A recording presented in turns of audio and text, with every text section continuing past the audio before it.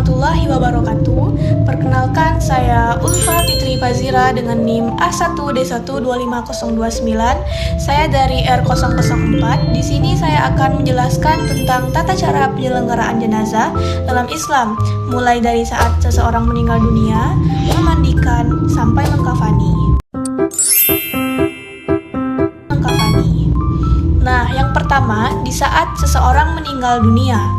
Ketika ada seseorang yang meninggal dunia, ada beberapa hal yang harus segera dilakukan sebagai bentuk penghormatan kepada jenazah. Nah, yang pertama yaitu kedua mata jenazah ditutup agar terlihat lebih tenang. Lalu selanjutnya kita mendoakan agar Allah mengampuni dosa-dosanya.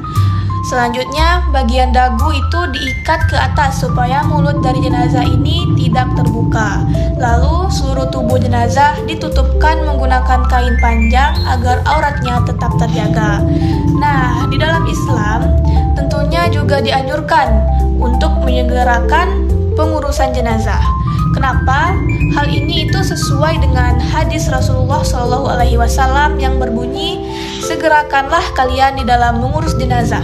Hadis riwayat Bukhari dan Muslim. Yang kedua yaitu memandikan jenazah. Nah, setelah itu jenazah dimandikan. Memandikan jenazah hukumnya adalah fardu kifayah. Orang yang memandikan jenazah sebaiknya yang sejenis. Maksudnya adalah sejenis kelaminnya, kecuali di dalam kondisi tertentu seperti suami istri atau mahram dari jenazah tersebut. Nah, tentunya ada persiapan. Sebelum memandikan, kita perlu menyiapkan beberapa hal. Yang pertama, kita siapkan tempat untuk memandikan. Lalu selanjutnya air bersih, sabun, atau daun bidara. Lalu juga kita menyiapkan kapur barus, sarung tangan, atau kain penutup. Nah, selama proses memandikan ini, aurat jenazah tentunya harus tetap dijaga, tidak boleh terbuka dan dilihat oleh orang.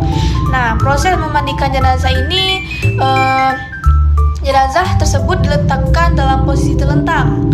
Kemudian bagian perut jenazah ditekan secara perlahan untuk mengeluarkan kotoran yang ada di dalam tubuhnya.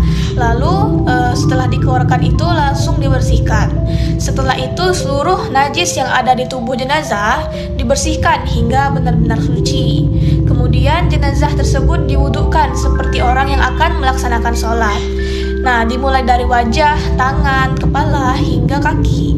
Nah, selanjutnya jenazah ini disiram air ke seluruh tubuh secara merata, dimulai dari bagian kanan terlebih dahulu, kemudian bagian kiri. Nah, tentunya di dalam penyiraman ini itu dilakukan minimal 3 kali dan dianjurkan dalam jumlah ganjil seperti 3, 5, atau 7 kali sesuai kebutuhan. Nah, di dalam proses ini boleh menggunakan sabun atau daun bidara agar tubuh jenazah bersih. Pada siraman terakhir biasanya ditambahkan kapur barus atau wewangian. Hal ini sesuai dengan hadis Rasulullah SAW yang berbunyi, mandikanlah dia 3 kali, 5 kali, atau lebih dari itu jika kalian memandang perlu. Hadis riwayat Bukhari dan Muslim. Nah, setelah jenazah dimandikan, jenazah tersebut dikeringkan menggunakan handuk, rambutnya dirapikan. Nah, biasanya kalau untuk perempuan, biasanya rambutnya dikepang. Nah, setelah itu jenazah siap untuk dikafani. Selanjutnya yang ketiga yaitu mengkafani jenazah. Nah, setelah jenazah tadi dimandikan, tahap berikutnya adalah kita mengkafani. Nah, hukum dari mengkafani jenazah ini adalah fardu kifayah. Kain kafan yang disiapkan tentunya harus bersih, suci, dan menutup seluruh tubuh jenazah. Nah, yang pertama yaitu untuk mengkafani jenazah laki-laki. Nah, untuk jenazah laki-laki biasanya menggunakan 3 lapis kain kafan. Hal ini sesuai dengan hadis yaitu Nabi SAW dikafani dengan 3 lapis kain putih sesuai dengan hadis riwayat Bukhari dan Muslim. Nah, adapun langkah-langkah untuk mengkafani jenazah laki-laki yaitu yang pertama, kain kafan dibentangkan terlebih dahulu secara berlapis-lapis, kemudian diberi wewangian seperti kapur barus. Nah, setelah itu tali pengikat disiapkan dan diletakkan di bawah kain kafan. Nah, lalu jenazahnya diletakkan di atas kain di dalam posisi terlentang dengan tangannya yang di atas dada. Pada bagian tertentu seperti hidung, telinga, kemaluan, itu biasanya diberi kapas. Nah, selanjutnya jenazah ini dibungkus menggunakan kain kafan satu persatu hingga akhirnya seluruh tubuh dari jenazah itu tertutup dengan rapi.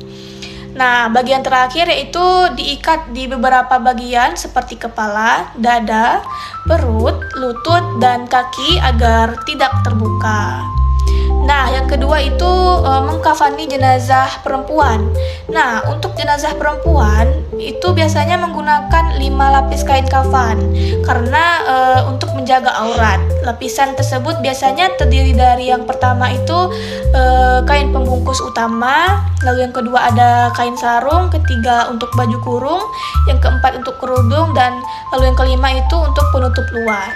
Nah, adapun langkah-langkah untuk mengkafani jenazah perempuan yaitu yang pertama, kain kafan itu dibentangkan berlapis seperti pada jenazah laki-laki, lalu diberi wewangian. Nah, kemudian jenazah ini diletakkan di atas kain. Nah, setelah itu jenazah ini dipakaikan sarung, baju kurung, dan kerudung. Nah, lalu dibungkus dengan kain yang luar sampai seluruh tubuh jenazah ini tertutup dengan rapi. Seperti tadi pada jenazah laki-laki. Nah, bagian tertentu dari jenazah perempuan ini tentunya juga diberi kapas. Nah, bagian terakhir itu diikat di beberapa bagian agar kain kafan tadi tidak terbuka. Nah, di dalam Al-Quran Allah Subhanahu wa Ta'ala berfirman, yaitu yang berbunyi kullu nafsin dha'iqatul maut, yang artinya setiap yang bernyawa pasti akan merasakan mati. Quran Surah Ali Imran ayat 185. Lalu ada kullu man 'alaiha fan, artinya semua yang ada di bumi akan binasa. Quran Surah Ar-Rahman ayat 26. Nah, ayat ini tentunya mengingatkan kita bahwa kematian adalah sesuatu yang pasti, sehingga kita perlu memahami tata cara pengurusan jenazah dengan benar. Baik, itulah tata cara penyelenggaraan jenazah mulai dari saat meninggal dunia, memandikan, sampai mengkafani secara lengkap beserta tadi ada dalil-dalilnya juga. Nah, semoga penjelasan dari saya ini bisa menambah pemahaman kita semua tentunya dan juga bermanfaat bagi kita semua. Saya Ulfa Fitri Fazira, pamit undur diri. Wassalamualaikum warahmatullahi wabarakatuh.